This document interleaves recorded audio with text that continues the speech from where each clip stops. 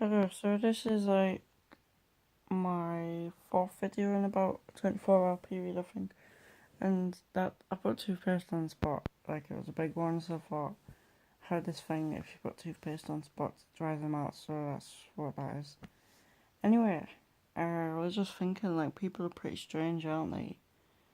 I'm sort of over the whole ghost thing now. I've distracted myself with YouTube videos about making lattes and latte art more specifically. And I really want to be able to do it. So I'm gonna keep watching videos, not now because it's nearly 3 a.m. But I'm gonna, like, in general, keep watching videos and keep practicing at work, and hopefully one day I'll make the perfect latte art. And that'll be a good day. I've talked about this on my channel before, so the idea that, like, so I like talking about this. It's weird. Um,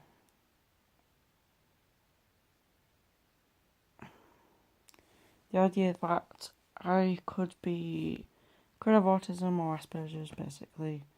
It's not like, it's obviously not weird, like, it's different, but I don't know if I actually do, but, like, I was watching, like, I was watching this guy, and he's sort of like an expert in that field, and I like the way that he does his videos because it's professional, and he goes through everything, and it all makes sense.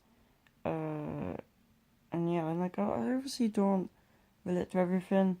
I like all of the different traits, I guess, but I feel like with the majority of them, I do.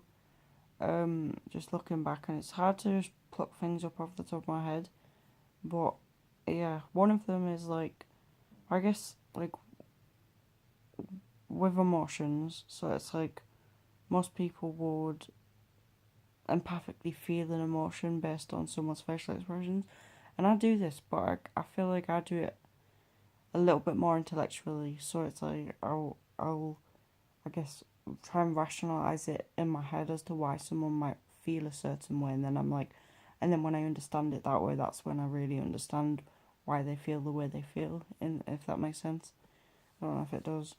But yeah, I have to like sort of think things through in order to be able to get to that conclusion. And obviously, it's not like I'm don't have any empathy whatsoever, because I do. It's just it's I've got to have that rational basis in order to be able to, I don't know, I guess, feel it. It's weird. I'm pretty tired, so I'm probably more weird than usual right now, but yeah, it's okay. Um, yeah, so there's that, and then there's obviously like other things as well, like when he talks about like the autism in girls, like, because it's different to boys apparently. Like, girls are more, they go through stages. Well, they're less socially awkward because they learned how to imitate, whereas boys usually don't as easily. So boys can easily become outcast, whereas girls, they're able to superficially integrate themselves into social circles because they're good at imitating behaviour. And I feel like I used to do this, like, especially in secondary school with my friends. Like, I would like they'd get into a band and I'd become obsessed with that band.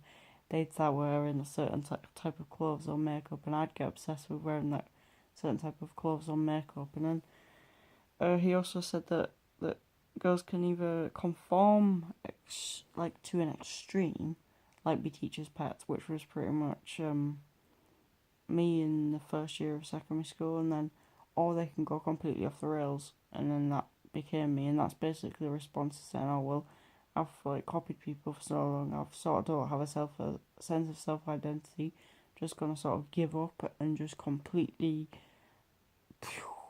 just explode.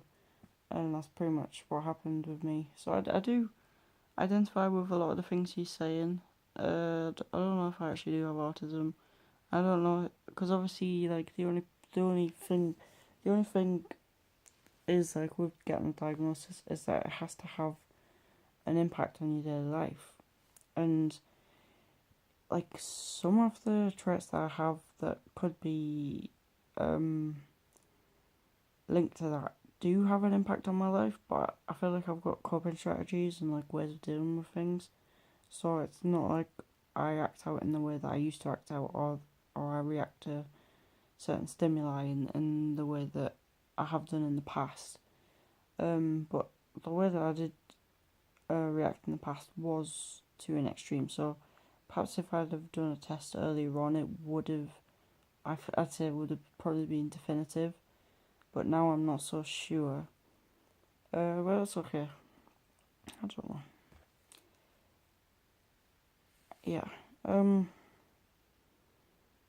Another one of the things as well is sensory issues. So like sounds, especially like loud sounds, are like they just, I don't know. It's hard to explain, but it's like they make me feel. I had a way of describing it before. I can't remember. It's like my I can feel like my eardrums rattling or something. That's how it feels like, and that's usually for sounds that other people won't be too bothered about. But yeah, so I've had like bad reactions to them in the past. Now I just try and avoid like noisy places and busy places, but it's not like the fact that there's loads of people around usually. It's just the fact that when there's lots of people, that's usually accompanied by lots of noise. So that's what I don't really like. But I just try to deal with it because obviously you just have to, don't you? Because it's life and life's hard and you just gotta get on with things. Yeah. It's like me like attributing this label to myself, or potentially, or thinking about the potential of this label being attributed to myself is not me playing the victim of my circumstances in life. It's just a way of me trying to understand myself in some ways, and why I've acted in the way I've acted in the past, and why I act in the way I act now, and why I feel the way I feel sometimes. So that's pretty much all it is, really. I don't know. Anyway, this video is gonna cut out in 1 minute and